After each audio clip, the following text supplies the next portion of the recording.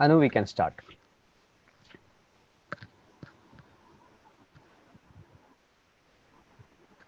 Anu, unmute yourself and talk, please. Is it okay now? Yes, yes, Yeah. fine. Yes. Good morning, all the participants, and And I you, welcome you to the third day of Virtual Symposium on Reach. Welcome, Dr. Inbakandan. Can you hear me now? yes, Yeah, yes. I think your network is having some problem, Anu. Is it okay with your side? Anu? Yes, sir. You can. Yes, sir. Yes, sir. You can't hear me, sir. Some break in the voice breakage is there. Okay, Now, start please. Yeah. yes. Good morning, participants, and I warm welcome all you to the third day on the recent trends in aquaculture industries. And I welcome Dr. Inbakandan, Head and Scientist of Center for Ocean Research, Satyabama University, and today the guest speaker, Mr. Raja Manohar, CEO and co-founder of Aqua Connect India. And the instructions to participant is kindly unmute your audio and disable your video so that the session goes smoothly. And please do not scribble and annotate the screen during the presentation. Shall I go with the introduction part, sir? Please, Anu. Thank you. So, regarding Mr. Raja Manohar, he is the CEO and co-founder Aqua Connect India. Raj is the co-founder and CEO of Aqua Connect, a full-stack aquaculture technology venture that aims to improving aquaculture farm productivity and market lineage through artificial intelligence and satellite remote sensing technology interventions. He currently works with over 12,000 plus shrimp and fish farmers in India using AI-enabled predictive tools to help them increase their productivity and profitability. He is an IIT Kanpur alumnus. He also holds diploma from Stanford and Harvard universities. World Economic Forum named him among Young Global Leaders 2012 in recognition of the contribution in the mobile communication services for emerging markets. I take an immense pleasure to welcome Mr. Raja Manohar to give the talk on role of technology in making aquaculture ecosystem resilient, 3 RPM model. I welcome you, sir. The session is over to you, sir. Thank you. Oh, thank you, Anu, for the kind introduction. Can you Thank all hear me clearly? Yes, sir. Yes, sir. Yes, sir. Okay. you. So, first of all, thank you for inviting me, Inba. I am really happy to be among you all and sharing my thoughts and journey. So, as Anu mentioned, like you can call me Raj because my name is a pretty long name. So, it's better if there are international participants, you can always name me Raj. I'm co-founder and CEO of Aqua Connect. Aqua Connect is a full stack aquaculture technology company. So that essentially means that we work with farmers from end to end on the solutions that can be provided to them on end to end spectrum from the seed till the harvest. Even we would be like taking beyond that as we are venturing into the fourth year. What we do is we help them improve the productivity and farm income through technology intervention. Some of the technologies that has been mentioned in this slide are like we are using satellite remote sensing for certain services. We are using machine learning. So largely it is known as like artificial intelligence for some of the predictive analysis in this domain. So I passed out from IIT Kanpur in 2004, and for a couple of years I worked for IT majors, and I have also have experiences of running few startups before. One startup did extremely well, and the other venture didn't do well. So I do have enough experiences of like successes and failures, and I learned a lot from the failures. I would always admit that with Right. At that point of time, we were providing mobile technology solutions in South Asia and Africa. So I'm one of the few entrepreneurs who, ventured into Africa during that 2006, 7, during that point of time. So I took a one-way ticket to Kenya, and I was like meeting some of the business partners there because um, the whole my fraternity, the startup fraternity, was looking into the Indian market as well as some of the developed market. So I was thinking that why not we try the other way around, like why don't we go into the least explored markets, and that strategy actually really worked well for me. And that is when I got to understand how technology transformation can happen in the bottom of the pyramid. So where there is a very limited, where there is a huge user base, but there is a very limited access for them to technology, right? So some of these learnings have helped me understand the Indian farmer base as well. So I will come about that like in the next few slides. These ventures taught me one or two things about providing solutions to the masses. In 2016, I was in a transition to look for something new and unique venture. So that is when the mobile operators have become like just a data pipe. We were not able to provide any more solutions. So then we thought like we need to be like looking into something new and innovative and unique. So that is when I stumbled upon aquaculture. It was 2016, just 4 years ago, right? So the disclaimer here is I myself a student of aquaculture now. Like there is not much of difference between you and me. It is just that like I'm named as speaker here, so I had to share whatever I have been learning for the past 4 years. So in case if I'm sharing something that where you are an expert, please feel free to interrupt and then share your thoughts. Um, so like the things that I learned like in the past 4 years is something like aquaculture is gaining importance globally. So the sea cod, that is wild cod production is like it is actually growing, but it is in a very single digit, like even in 1% is what is the growth that we see in the wild caught fisheries industry. But aquaculture is gaining double digits. So last year we had a growth of about 16 to 18%. That's a phenomenal growth for any sector. So, and it is also one of the most important part that I liked about Aqua Connect, Aqua culture is it is the aquaculture is the most sustainable protein production system that I found. If you're talking about any other livestock industry, for growing beef, like 1 kilogram of beef, you have to feed the animal 8 times of that. Like I'm talking about FCR of 1:8, right? Which is highly unsustainable. Imagine you producing 8 kilogram to feed the animal and then getting 1 kilogram out of that. So it is insane, right? So that is when people are now finding out new ideas how to create artificial meat from the plant. That's the new trend that is coming up. So if you're talking about lamb, it is like 1:4. If you're talking about the bird, the broiler chicken that we eat, it is 1:2.5. So when it comes to fish or crustaceans, shellfishes, it is about 1:1.1. So that is when it makes it like really, really interesting and ecologically sustainable as well. So that's when I thought like this is one of an interesting domain where I can use my technology skill set to improve. And there is this another angle towards ocean depletion. So because of overfishing, the ocean resources are depleting. So it is time for us to promote aquaculture.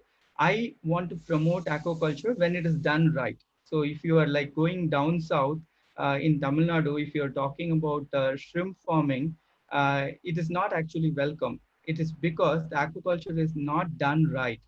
So people are worried about increasing salinity in their neighboring aquaculture land.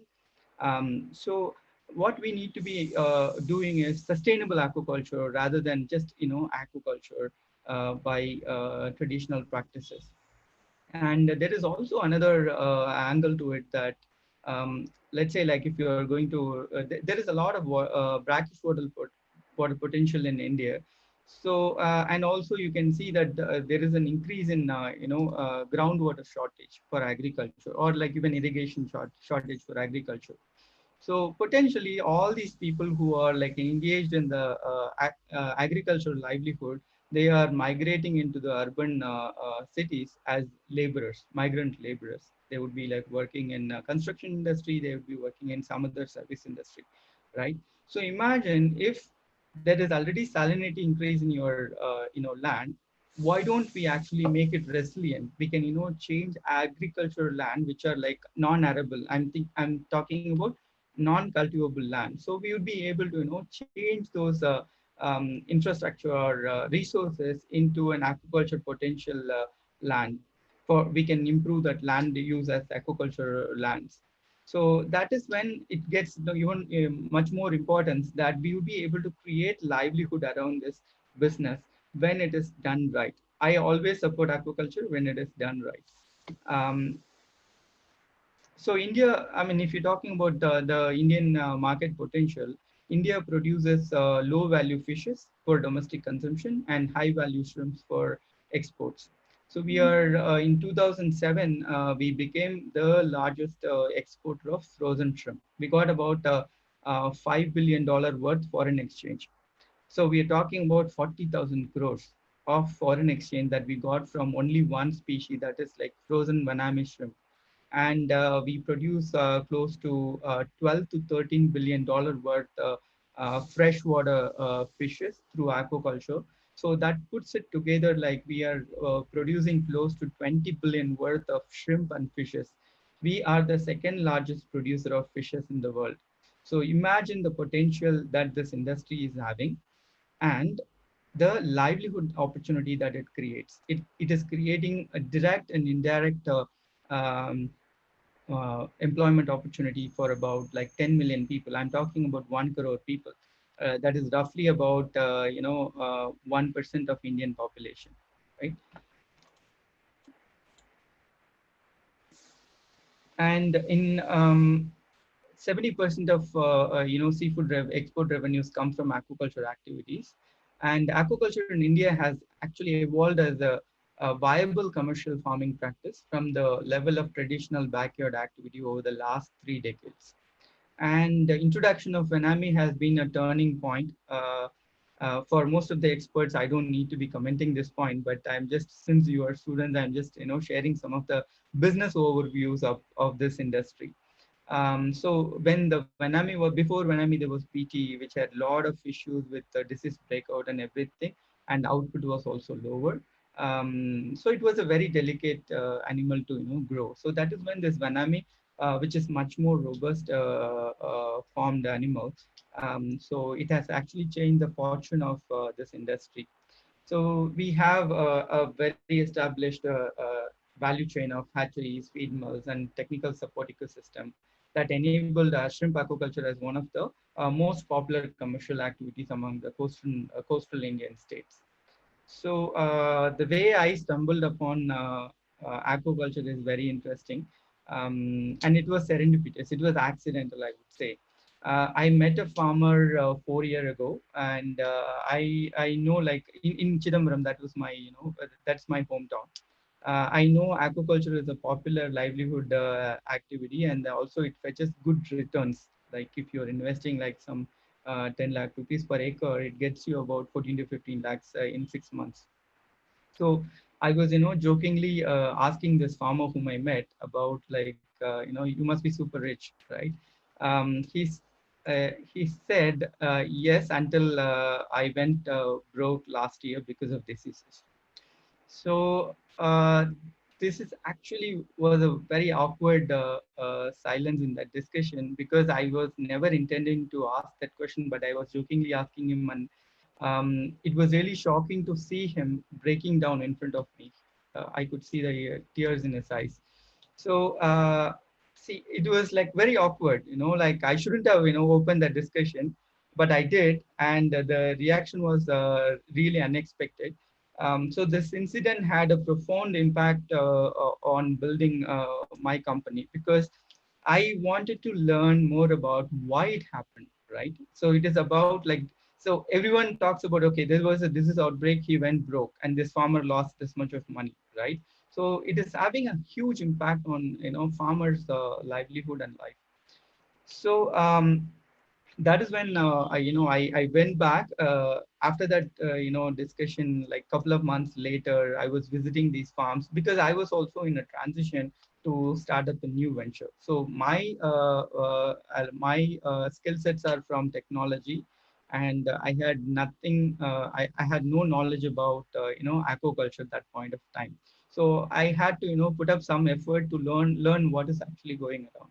So that is when I started visiting the farms and everything. And I was reading a couple of research papers also. So one such, research paper, showcased like how inferior in terms of technology adoption in Indian farms. There was a very low tech adoption that is actually impacting farmers farm efficiency as well as profitability. And sometimes it puts them into misery, because if you are not able to predict the disease outbreaks well in advance, you would run into losses. So uh, pretty much the farm automations that you see, like you can see a farm employee who is using hand feeding this animal, like going around the pond, and he's throwing the feed. He doesn't know when to throw this. Often, like though they claim that like they they know that when to feed the animal, but unfortunately nobody knows when, because it's just a thumb rule. Like you have to get down to the pond in the morning, feed once, afternoon feed once, and evening feed once, or night sometimes if you had to. So they do not have any grip on the FCR that gets into the pond also. You open up a bag, like after this many days, the feed has to be increased this much. So somebody has given some thumb rule, the feed company perhaps like given them. So this is what I'm talking about. In spite of the multi-billion-dollar matured industry outlook, the aquaculture farmers still follow the age-old farming practices. The lack of scientific farming practices, lower technology adoption results in higher production cost. So I'll come about why higher production cost is affecting us badly. And then there is a production loss, and also inefficiency in supply chain. Nobody knows what is, it's just a black box. Nobody knows like what is going around in this value chain. Everyone has their own knowledge. The knowledge sits in the silos. It is compartments, right? The farmer doesn't know what the other guys are doing, and the processor would not know what the farmer is doing. And there is a layers upon layers of distribution system which affects the efficiency of this system.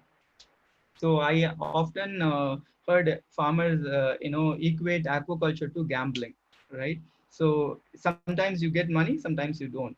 So that is when we thought like there has to be a system that can be enabled so that we can actually start predicting. See, we won't be able to be 100% right about our prediction, but we can get closer to 80% or 90%. Even that can also help farmers to predict and mitigate the risks or losses. Uh, okay. So most of these challenges revolve around these, three, four major category of parameters. So in aquaculture, you need to actually keep up water quality. So there is no, big science around that, but there are about 20 different parameters one has to manage. Imagine a kind of layman. Imagine a farmer who wants to, deciphering all these water quality and coming up with an insight. It's not going to be possible for every farmer. And there is this FCR. So I was talking about aquaculture is one of the most sustainable protein production system. I take back my word, because in India, the FCR is 1:2. It is anywhere above 1:7 plus, right? So this is actually having double whammy effect. One, your production cost is going to increase because 60% of production cost goes into feeding the animal. So when you are increasing from 1.3, like you can have 1.3 FCR. Uh, if you're going anywhere above that, you are increasing 40% of feeding cost, and that feed is not eaten by the animal. It is just going to the pond bottom. So this pond bottom is getting, it's collecting a lot of waste, and it is going to create ammonia, and this ammonia is going to affect the health of the animal, right? So it is not ensuring that you throw more feed, they eat and they grow more, right? So this is when we are getting things wrong, and this is getting unsustainable. The growth of the animal also have to be like correlated with the other factors. And one important point which is missing here is like anomaly in animal health. We need to actually take about anomaly, animal health anomaly also. So imagine these are four different categories of information, and there are about 50, 60 parameters one has to manage. They're all interrelated. Like water quality might affect animal health, water quality might affect growth, feed intake might affect growth and water quality. So these are all interrelated. So when we are, why do we need artificial intelligence here? So it is just that there are 60 different parameters. The permutation and combination is huge. Like a naked eye cannot, even a technician, a trained technician won't be able to come up with insights. Perhaps like he would be having the experience of 20 years, he would be able to come up with some kind of hypothesis and then insights. But nobody is talking about data here. So they're all talking about what they have learned over the past 20 years. You give the feed to a machine, so the machine can now correlate all these values, and it can come up with we have come up with two models, like that is the Morbi-Moss, that is a feed model, like based on water quality, based on growth, based on FCR, we can arrive at these parameters, optimum parameters. The shrimp is growing better. So this only a machine can actually come up with. So this is when we are using machine learning, which a normal human cannot do. So, and also we have created another model on biomass. So what are the parameters are contributing to the biomass growth? So when we are constantly collecting this data and giving it to these machines, they are constantly learning it. So you can ask the machine, based on these water quality, feed intake, and growth, tell me what is the right growth path, right feeding pattern. So this is what we are talking about. Like machine learning is not like complex here. I'm talking about very simple stuff. The things that human cannot do, the machines can do. So we are inputting those data to the machine, and it is actually giving us the insights on that. So as I told you, Indian farms have one of the least output capacity in the whole Southeast Asian region. So Indonesia is producing 3 or 4 times per hectare. Our per hectare average production is close to 4 to 7 tons. Their average production is somewhere between 15 to 23. So easily, like they are doing like thrice the output of what we could do. These are all based on like when the farmers could get the scientific can get into the scientific mindset that can deliver a lot of good results for them in terms of reducing the feed wastage, because that's going to reduce the cost of production for them. And also like the output can be increased because of these technology interventions. And also loss also can be mitigated, because now the machine can tell you based on these parameters, this pond had a running mortality, right? And based on these parameters, this pond had WSSP. So your pond is susceptible to have that kind of a disease outbreak, right? So this is now possible. It is just that in my view, the biggest impediment that I see for any development sector is the lack of data and the lack of data-driven decision-making capabilities. So once you have these two, we'll know what is the problem. See, the moment you know what is the problem, you would be able to, come up with some kind of a solution. At least we can try coming up with a solution.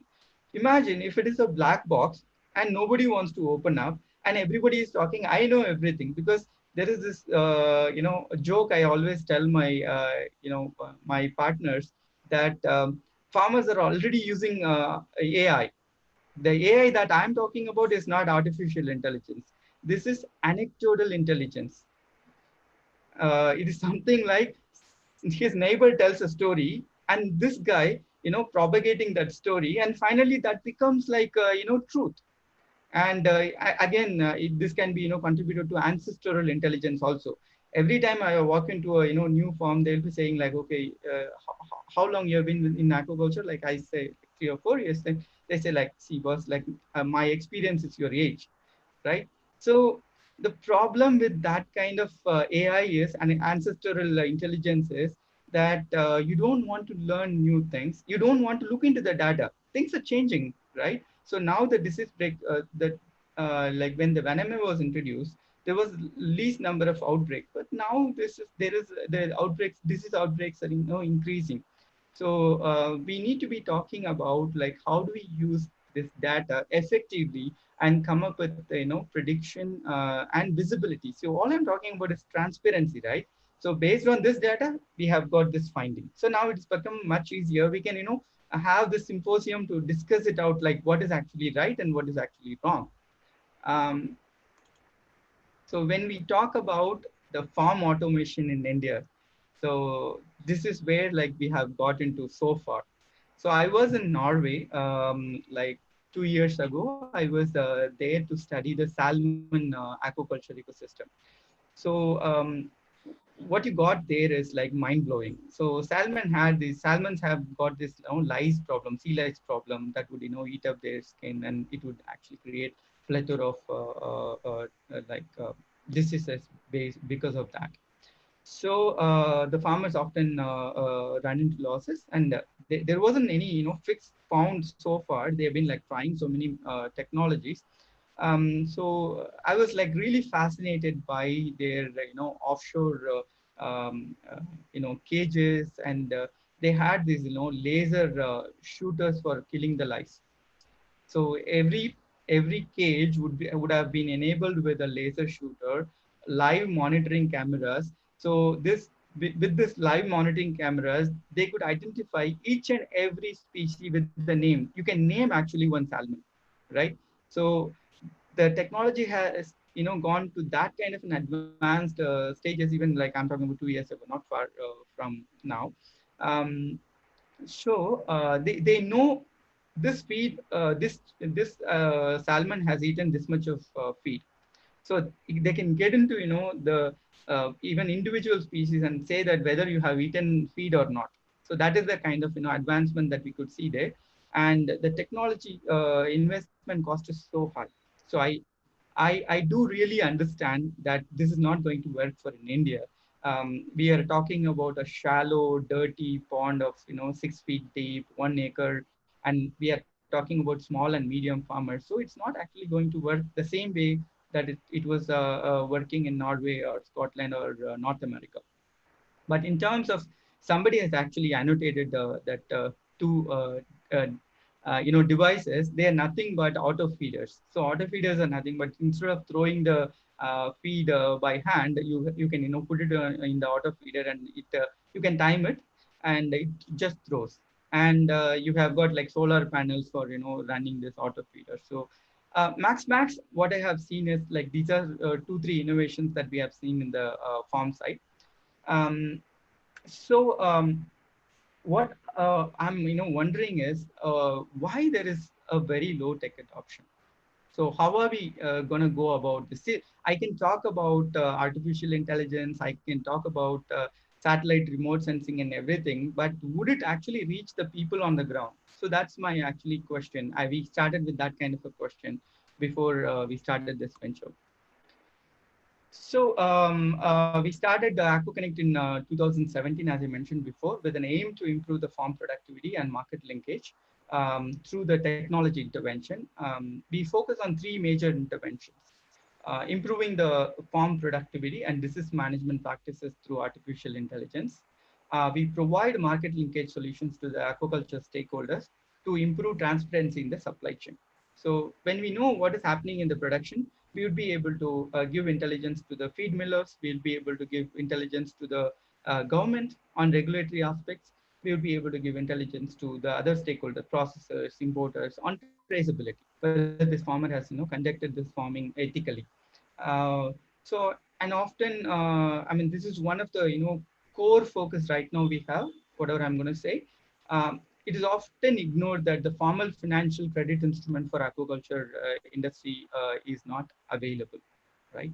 Most of these farmers, they go to the local dealers or loan sharks to do to get the credit, right?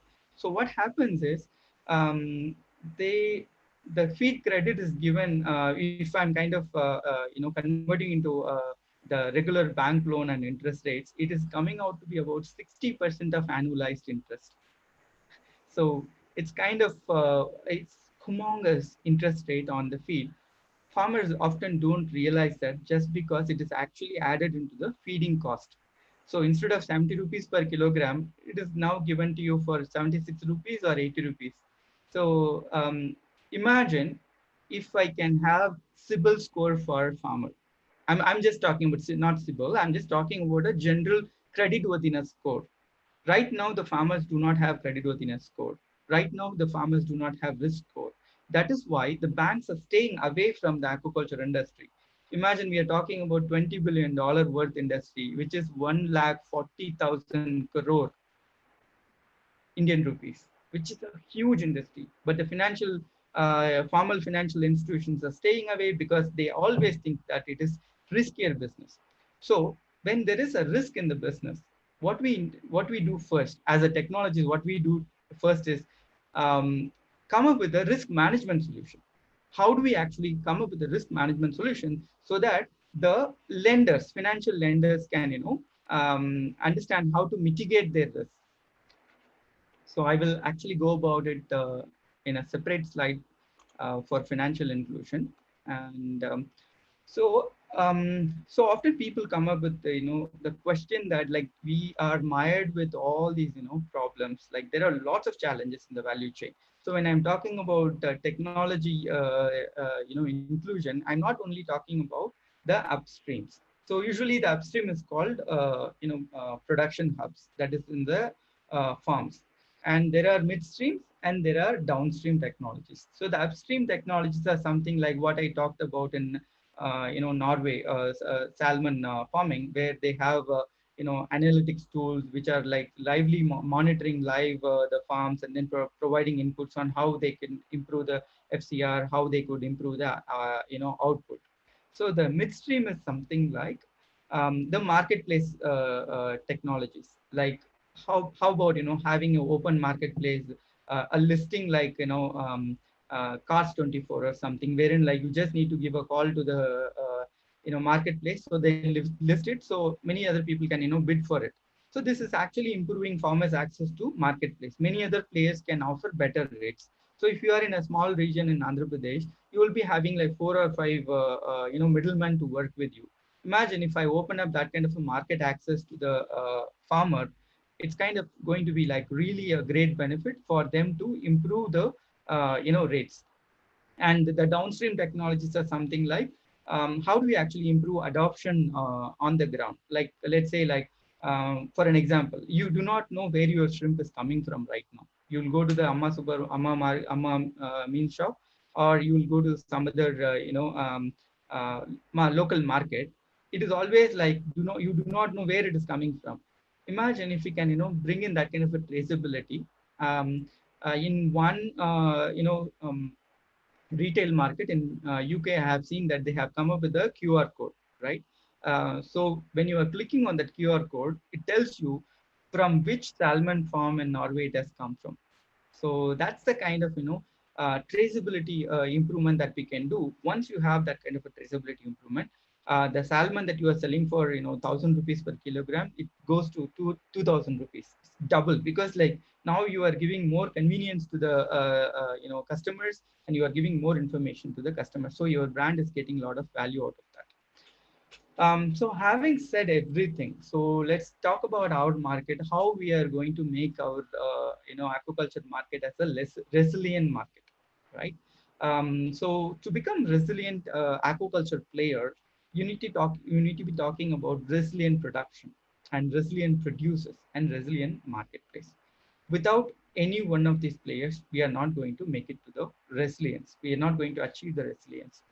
So when we talk about resilient production, so we're talking about coming up with aquonomy package of practices. So in agriculture, there is a practice called agronomy.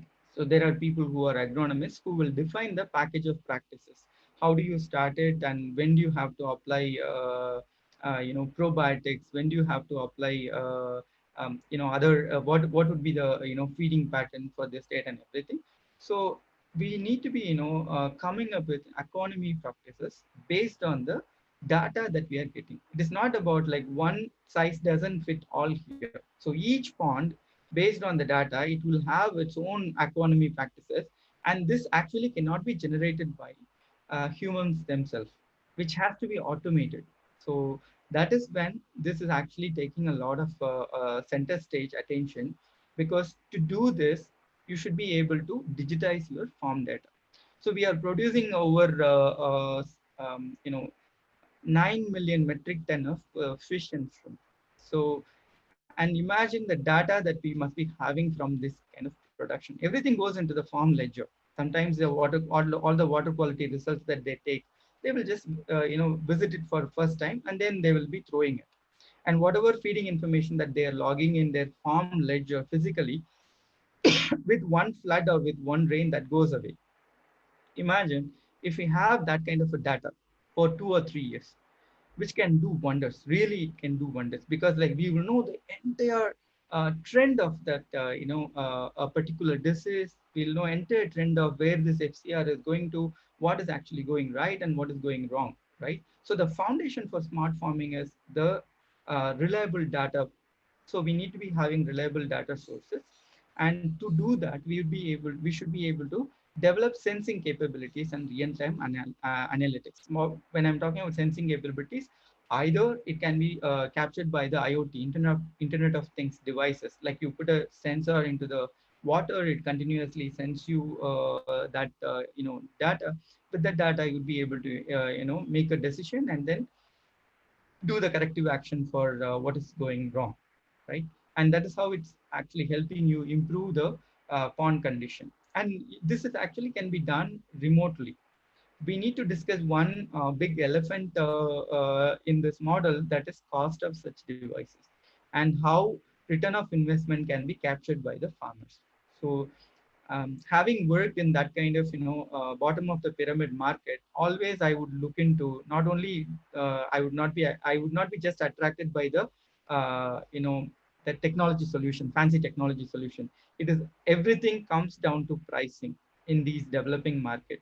So you are talking about sensor, whether this sensor would be able to be made at the low cost.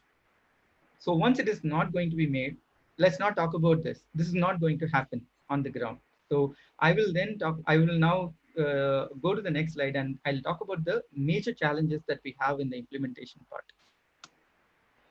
So this is a, screenshot from our application. So what we are doing here is we are providing a knowledge portal. So we are providing package of practices for the farmers based on whatever data that we are collecting from the farm. So water quality, feed growth, as well as health anomalies in the animal we collected.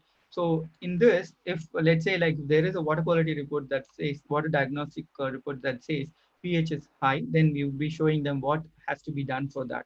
And if there is a high ammonia level, we will be suggesting what you should be doing to reduce that. You need to reduce the feeding, you need to improve the oxygenation, and also you need to be using certain products if you wish to, right? So this is when we make our revenue. This application is for free. but we will make our revenue through the suggestion of products. So this suggestion of products would be happening through context sensitive, time sensitive. We'll be only throwing these notifications when you have this ammonia problem in your water. And so I discussed this before, that we are taking four important categories of parameters. We are collecting the production data. This is the back end of how the machine learning is working, right? So we are collecting this production data, and the machine is actually creating patterns out of it. And this pattern is now stored as a knowledge. And this knowledge base will be like every time a water quality parameter or growth parameter comes into our system that is marked against this pond, then it will immediately suggest the improvement action based on the knowledge it has got. So now this knowledge is the one that is acting like a technician. So this technician exactly know about your pond. It's not about your farm also. He knows about that pond, and he tells you what is the improvement action. So this can provide you a better profit, and it can also give you better quality shrimp, and also eventually our farming output is going to grow high. um, as I told you, the biggest impediment for any development is data. And right now we need to be embracing these data-driven decision supports, systems. And we should be able to optimize water quality, farm inputs, and also productivity. And then we can predict diseases well in advance. We'll be able to, put up mitigation strategies for the same thing. So when I talk about, see, this is a work that has just begun. And if you're talking about like whether you'll be able to predict disease with 100% accuracy, no, we are nowhere getting close to 100%. We are getting close to 50% or 60%. So we need more and more farm data. See, we need to educate that machine, and once you educate that machine, that can tell you the right answer. But we are not able to educate that machine because there is a very low data collection that is happening on the ground. So but we are just hoping that we will be able to get through about close to 70-75% accuracy in a period of another 2 years. So that's the kind of modest prediction that we have about the accuracy of our system. So what it could do is the kind of systems that we had developed. I'm not only advocating for our own systems. I'm talking about anywhere, like if you are talking about using this AI-enabled, production technologies, you can improve about 20% of, survival, and you can optimize your feed conversion ratio. 1.2 is a very, very idealistic number. Even if you can get to 1.3 or 1.4, I would be happy about that kind of an achievement. So production cost can be like reduced to 15%. This can be, this is possible because if you are going to reduce your feed conversion ratio, if you're going to optimize your feed conversion ratio, it is actually going to result in better lowering production cost. And at least we should be looking at improving 3 tons by adopting these kind of technologies. As I told you, the Indonesia is going anywhere between like 15 to 23 tons of production by hectare. We are only be able to do about 7 tons a hectare in an average. So there would be like isolation. There would be many farmers who would have achieved more than that, but I'm talking about averaging it out. So we should be able to get plus 3 tons per hectare by improving our technology adoption. So resilient producers. So we talked about the production mechanism, how it can be improved through technology. Producers are the one who are always getting into the trouble in aquaculture industry because it is about they do not get formal credit from any of the banks. They would have to go through the local middlemen, and they often, due to the low tech adoption and unscientific practices, they are the one who would be running into the losses. So to become to make them resilient, what we should be able to do is we should use this data that we have now, and we can create scores that is credit worthiness score. In our terms, like before you get any credit card, they will be looking into if you are in urban region, like if you are working in some organization, if you want to get a credit card, uh, like when you apply, they will be running through the CIBIL score for before they issue a credit card to you. So that is something like credit worthiness score for you. But the farmers, since they are disconnected from digital, they wouldn't be able to get that kind of a score. And we should be able to enable that through the data that we have. And two, we need to be also coming up with a risk score based on the practices that this farmer is doing. So if he is a high risk farmer, he doesn't use technology, he doesn't use a scientific process, and he's not going to get through the financial inclusion. So there is a nudge, there is an incentive for a farmer to adopt to scientific farming methods, right? Because if you do this, if you have technology implementation done at your farm, now you are eligible to get a bank loan. Instead of 60% of interest rate, now you'll be getting 15% to 20%, or even go lower like 12% interest rate from some of the players. So that is how we will be able to mitigate the risks. And the way we should be able to do that is by going a low cost technology, right? We need to come up with a low cost technology which any farmer can be using it, right? Any application that can sit on that 10,000 rupees smartphone, that's going to do your job, and you don't need actually a fancy sensor doing that job. We should find a way, operationally we should find a way that he gets we collect their data and we provide them insights. So this is remote sensing and machine learning that I'm talking about. This is a screenshot from our from our application. So it actually monitors each and individual ponds there, and it talks about what is the total feed that's been used, what is the date of culture, what is the HCR range that they have, and is there any disease observation. So this is done through both remote sensing and boots on the ground approach. We have people on the ground who collect these data, as well as we are taking satellite imagery and analyzing the satellite imagery as well. Um, so access to finance. So we'll be able to data profiling this customer based on this particular pond. We'll be able to provide or not. I mean, you can take a decision whether to provide loan or not to provide this kind of a loan to the farmers. And while talking about resilient market, so we got to be talking about value addition. Like the Indian shrimp has gone into commodity. Like it is sold as a commodity, not as a product, high value product in the US or anywhere else. But take an example of Ecuadorian shrimp. Ecuador produces shrimp like us, but their shrimp is branded really well. Ecuadorian shrimps are scientifically produced, and it's like organic. So these are some of the terms, marketing terms that they have been using to promote it. But why we are not able to do that? So once you improve the value, even if your production cost is increasing, you will be able to get the same kind of a premium on selling those shrimp. So we need to rebuild the value chain. This is what I was talking about. We need to use this data, and we need to rebuild this whole value chain. We need to get towards to the premium, marketplace, not like commodity. We need to be talking about how do I create product out of raw shrimp. So if you are going to Thailand, Thailand is actually producing a lot of, they are using food processing industry to produce a lot of value-added products out of shrimp.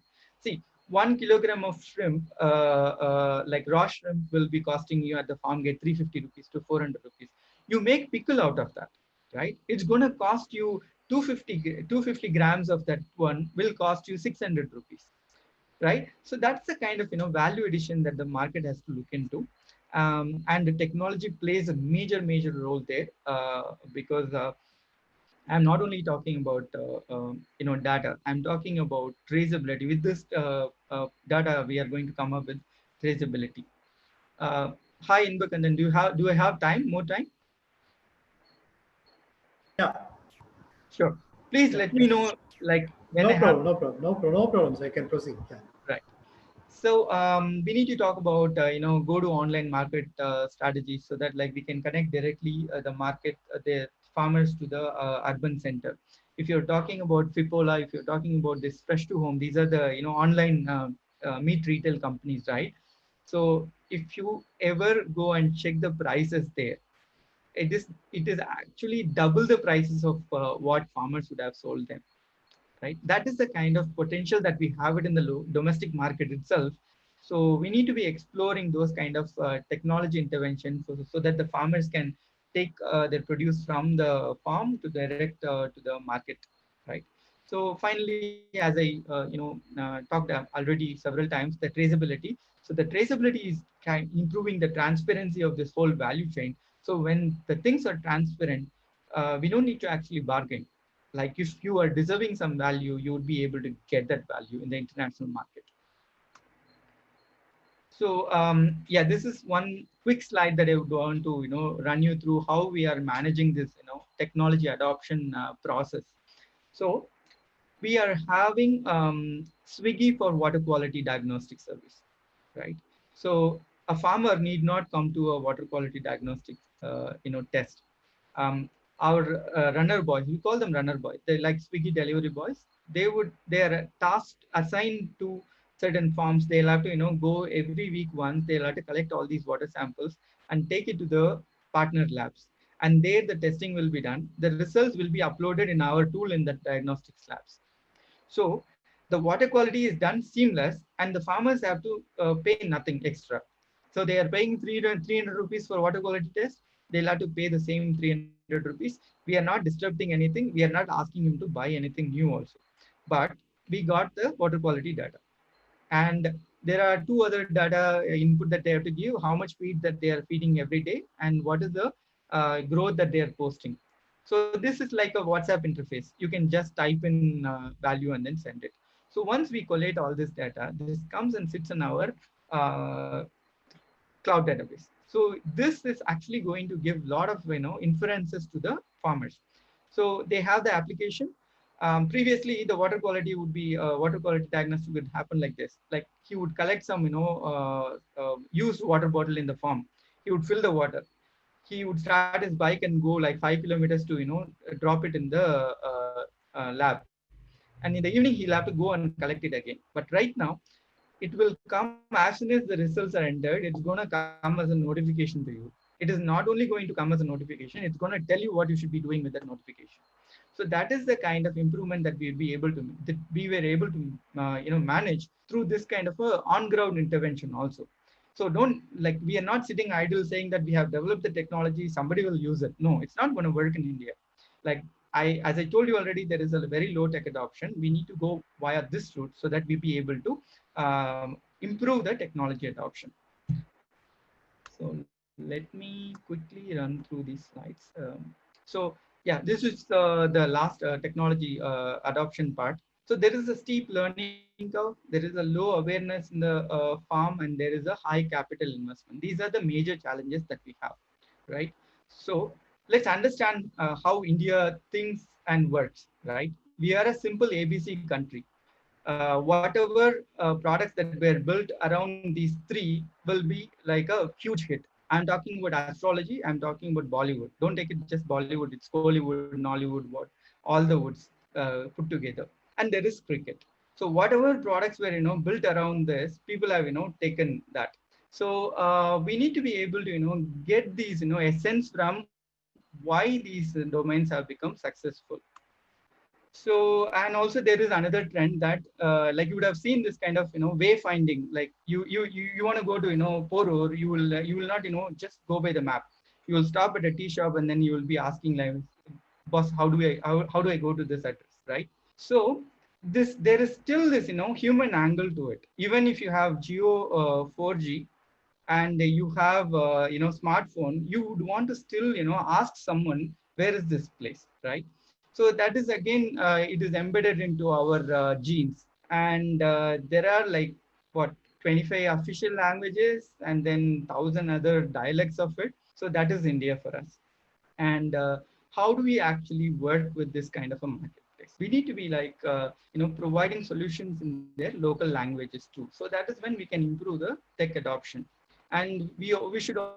understand that charges for a cab.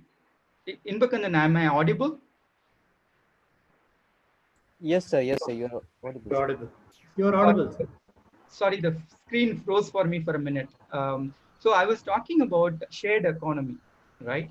10 years ago, you would have to afford this kind of one car for a whole day. But right now, what happens is pay 100 rupees, point A to B, and once he drops you, he doesn't know who you are and you don't know who he is, right? So it is something like this car has been used by 20 people per day. So he got his revenue, the driver got his revenue, and you got your convenience and low cost also. So the way we need to define technology is we need to define technology as shared resource. So one technology can be used by 30 farms or 50 farms so that the cost of the technology can go down.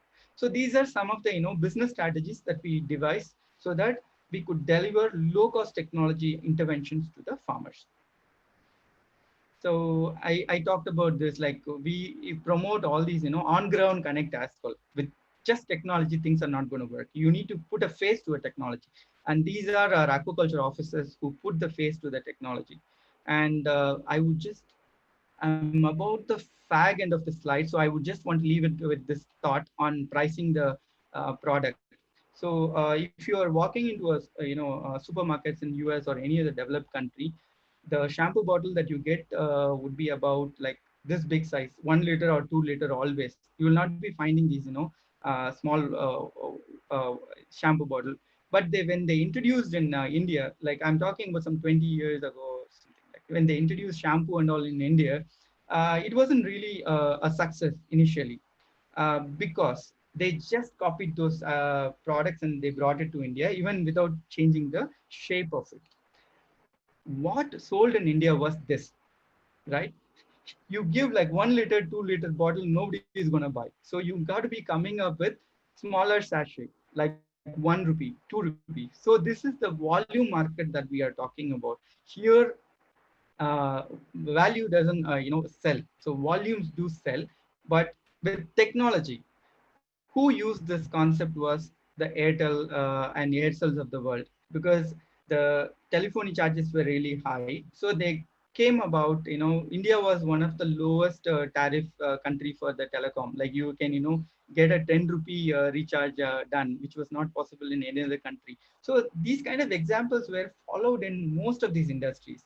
FMCG, that is shampoo or fast moving consumer goods. In telecom, they brought down the cost of the recharge. So it was, now you see that anyone uses these kind of technologies. Technology adoption was really quicker in telecom, mobile technology. So with that, I would just leave one more thought that technology players like us, we need to be also providing freemium. Freemium is something like the product is free, the basic product is free, and there is a standard, there is a plus product, right? So everyone can use the basic product. Facebook is a basic product for you. Google search is a basic product for you. But they are having the data intelligence. With the data intelligence, they would be able to upsell and cross sell. So going back to that question of how do we solve this technology adoption problem? Because creating technology is much simpler, but adoption is much driving adoption is much difficult task. So any technology provider, even you may be starting up some technology company over the year, um, and you should be actually keeping this in your mind, saying that always the users first, and the users want simple, affordable, superior technology. So we were able to achieve this by having these business strategies inbuilt. Thank you very much for listening. Now, I would be happy to take your question. In case if I had gone wrong in any of these uh, prediction on the farm level aspects, please do enlighten me on that. Thank you. Thanks for the wonderful talk, sir. Sheshatri sir, if you're there, kindly. Yes, sir. Yes, sir. Sheshatri sir, are you Yeah, there? yes, I'm here, sir. Good Ask him morning. to. Good morning, Mr. Sir, Rajam. please, sir, please, sir. Yes, sir, Sir, your voice is not audible, sir. is it not clear? Hello. So, can you speak little bit louder, sir? Is it fine now? Yes, sir. Yeah, yes. Okay. Good morning, all. Good morning, Mr. Rajamanohar. This is Seshadri. Thing is, it was a very nice talk, and you have given a lot of insights for more aquaculturists to absorb. See, if you compare in general, I just want to get your observations also in this. In general, if you see Indian agriculture, Indian aquaculture, Indian medical system, all these things are flooded by spurious products, and that is the one mostly derails the entire ecosystem and puts people into jeopardy also. I mean, the entire what I would say vertical into jeopardy. So in this case, in your presentation also you said there is a problem of getting finance for the small farmers. One, and second thing, there is a low adoption of technology. Second, and third thing, if you go to the field, most of the aquaculture farmers are taken for ride by the spurious sellers of the products with high premium rates. Most of the time it goes to 50-50 commission basis. In such a case, I'm just asking you, is it possible for us to make a consortium to help these farmers? May, for example, you have this connect and center for ocean research, of course part of this is a technology business incubator, so we can try to connect at least 15 or 20 or 25 small farmers and try to give a kind of assurance, technology assurance, quality assurance, all these things, and we can bring in the financial organization. That part I will talk to the people and come back to you also. Maybe in Tamil Nadu, other area, Andhra Pradesh, part of Andhra Pradesh, we can sit and discuss with people and see whether we can kind of create a kind of alliance to help these small farmers to make big profits. Sir, I concur with your thought completely. Let me give you what is actually going on the ground as well. So we have been like seeing improvements for the past 1 year. So we have been working with close to 13,500 farmers across 3 geographies, Tamil Nadu, Andhra, as well as Gujarat. As we speak, we are now working on identifying these spurious products that you mentioned. The way we are trying to do is through crowdsourcing. So when you are buying things on Amazon, right? In Amazon, you would be like seeing the rating and buying it, right? Mm. So we need to create a non-partisan system. Even that should not be created by AquaConnect, or that should not be created by any party. What I would say is let the user rate that product by themselves, right? If 13,000 farmers are rating such a product which is not actually working, which is not actually delivering goods, right? That is actually a crowd-driven, crowd-driven rating system. So most of these online players use that crowdsourced rating, whether it is the Oyo room, whether it is Ola, whether it is Uber. Uber actually rates both passenger as well as the driver, right? So we need to come up with see more. My idea is not to centralize. My idea is to give the power to the whole ecosystem. Yeah, I'm coming to that only. Thing is, we are taking small farmers and empowering them through these platforms. That's all. It is I not converging people together.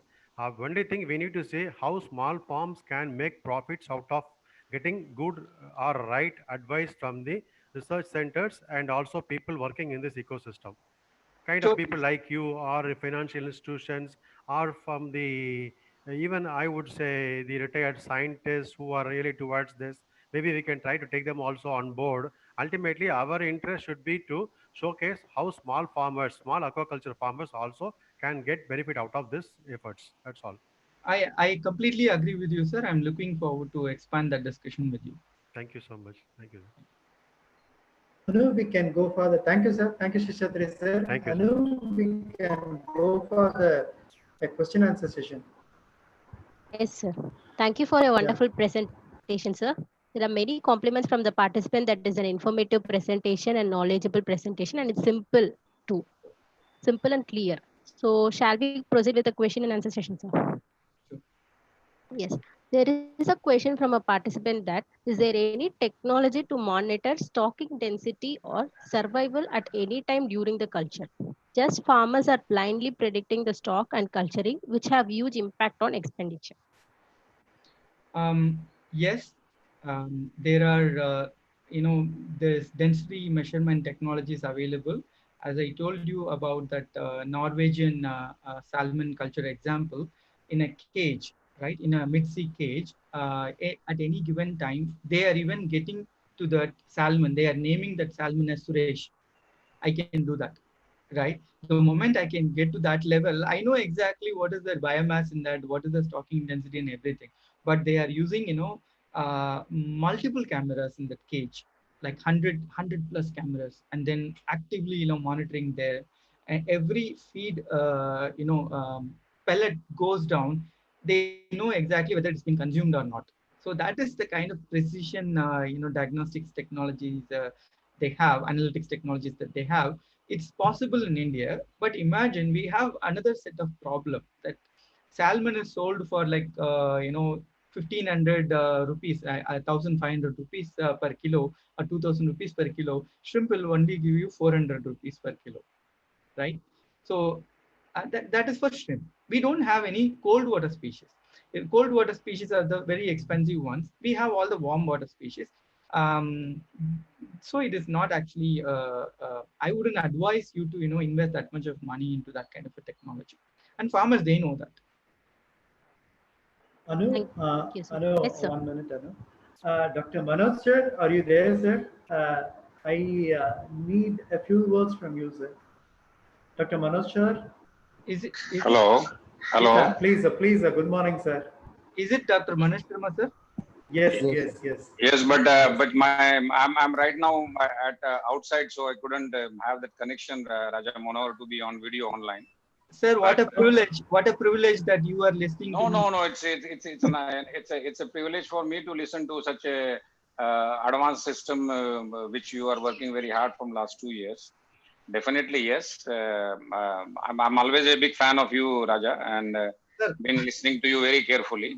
And yes, those people who are listening to you and the audience right now, yes, the platform is not ready for India because 90% of the farmer are below three hectare. But this is future. What Raja is saying is future. Then if you want to really look into, because we're 99% we're dependent upon export market. So unless and until we have a true and authentic data from the ground level, data will not even help in the production or the sustainability or even knowing the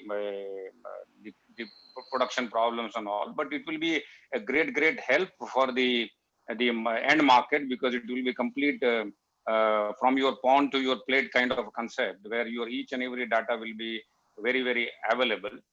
So I request Aqua Connect and entire team that this is a very right time, because many questions in the box I was seeing that people talk about affordability, whether this app can be afforded, or even Mr. Aqua Connect and Raj Mohan himself can long term he can run the company without making profits. So I think Pradhan Mantri Matsya Sampada Yojana and the officers and the implement agencies should think that this is a good concept, very scientific concept. Here, Dr. Inba, I'd like to tell to the industry, which really surprised me, Rajman. See, sometimes, most of the time, then there is always a blame game that farmer are not aware, because I'm always a very pro-farmer person, because I'm a farmer myself. Because I don't like when people blame farmer. If farmer doesn't do this and right. But I want to tell by this program that, see, when you are each and every hatcheries, 500 hatchery seed can go to a smallest pond. Your truck of harvest can go to the smallest pond. Your feed truck can go to that smallest pond. Your technician can go to the smallest pond. But that I get really amused that your good brochure, good knowledge cannot go to that farmer. So this is very important for the business of the farmer. You can reach him. For the sake of knowledge, you don't want to reach him. And always blame game. So I think this is a very good point. I believe that the government should incorporate such Aqua Connect and all on a very big subsidy level. So it can be a win-win situation for the company to run and also to the farmers, because in terms it is going to benefit the 40,000 crore industry. When we are planning to double it, we cannot double it without having a proper authentic data to study. But there are also, I also suggest Raj Manohar, we have to see whatever presentation you are doing, such a wonderful concept, but it should be farmer friendly. the feeding of data will be very easy, because 90% of farmers are very small, marginal, and they are not equipped with advanced technology. Though even the poorest poor farmer, or even the labor who is working with you, definitely might be having a 10,000 rupees smartphone. So the last 10 years or so, people have become very advanced to technology. Even a 3-year-old boy can use the smartphone these days. So I think using our app and feeding the data shouldn't be a very big problem. But the easy formatting and the easiness of feeding data is of paramount importance to me. And I wish all the luck and hard work, because I have gone through his very sentimental story, that how he came into this business, because he has seen eyes full of tears from a farmer. And Raj Manohar, you have seen it once, but I see on daily basis these days how much farmers are losing, and how it goes, because 90% of our system is self-finance, and farmers generally put everything as a gamble, right from their wife's Mangal Sutra to their home and everything, and try to get into the shrimp farming. So this is the need of the hour, and this will strengthen each and everything, right from processing, producer to the processing. So I wish all the best, and to Raj Manohar. It was educating listening to you, Raj Manohar. Thank you so much. Thank you Thank very you, much Manoj for sir. that, Thank you. for that wonderful closing remark, Manoj Sharma sir. Because I wasn't expecting you to be listening to my presentation, because as I always say, like you have been the forerunner into this domain. For the past 4 years, I've been like watching your I've been a huge fan too. So thank you very much for coming by. Thank you. Thank Thank you, you, sir. Manoj sir. Yeah. Shall we proceed with the Yeah, question please, session? please. Yes. And there is a question from Mr. Ramachandran. How expensive it would be to have a real-time monitoring system in ponds? No, I think Manoj sir have explained it proper in a very Yes, well sir. manner. Yes, Anyway, sir. we will see Raj sir view also. Yeah. See, it depends on, again, it's going to be, it depends, right? So there are like 6 or 7 parameters real-time monitoring that can happen through the optical sensors, which might be costing you anywhere between 3 to 4 lakhs, and anywhere it can go up to 6 lakh also, based on the producers, right? So and if you want in a comprehensive water quality testing, so that cannot be done to the real-time monitoring. So real-time monitoring can give you DO, real-time monitoring can give you the other few parameters, but not all parameters. So it is only in a high density environment you need that kind of a real-time monitoring. For low dense, you can actually manage without that. Anu, as we Thank are you, sir. running short Yes, sir. of time,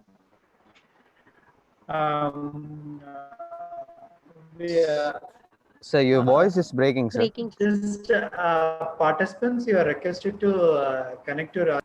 Hello. Yes, sir. Now it's Hello. audible. Yes, sir. Clear Now now? it's audible, sir. Yes, sir.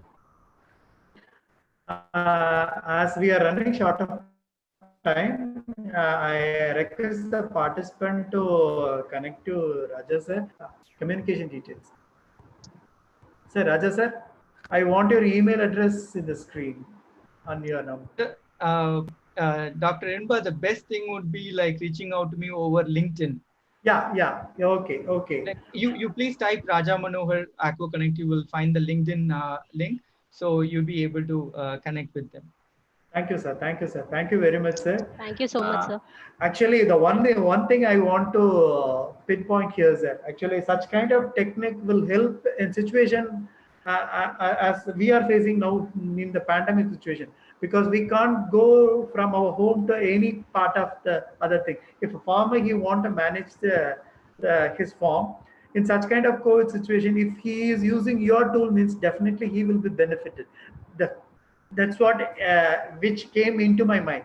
So thanks for this wonderful and technical presentation, and I'm really thank to Dr. Sheshadri sir who is listening to this session, as well as to Manoj Kumar sir who joined us and gave some few words about the session. Thank you, sir. Thanks a lot to all the participants, and thank you, Raja sir. Thank you very much for having me. Bye-bye. Thank you. Thank you Thank you. so much, sir. Bye-bye. Thank you so much. Anu, So, now we can give the yes, sir. section to, yeah. Announcements. Yes. Participants kindly wait for the announcement. So regarding the afternoon session will be held by Mr. B. Ravikumar, sir, on topic minimizing production cost for sustainable shrimp farming. He is a technical general manager, Grovel Foods Private Limited in India. So kindly join the session at 1 p.m. And regarding the feedback link, the most of the participants are asking, is there different feedback link for different sessions? So for your information, there is only one feedback link which will be circulated in any of the upcoming sessions. So kindly fill the feedback link after it is released in the both in the Zoom chat box and the YouTube chat box. So thank you for your wonderful cooperations. Thank you. Thank you. Thanks a lot to everybody. Thank Thank you, you, Vinith, and thank you. Thank you. Anu. Thank you, sir. Thank you, It's sir. a pleasure, sir.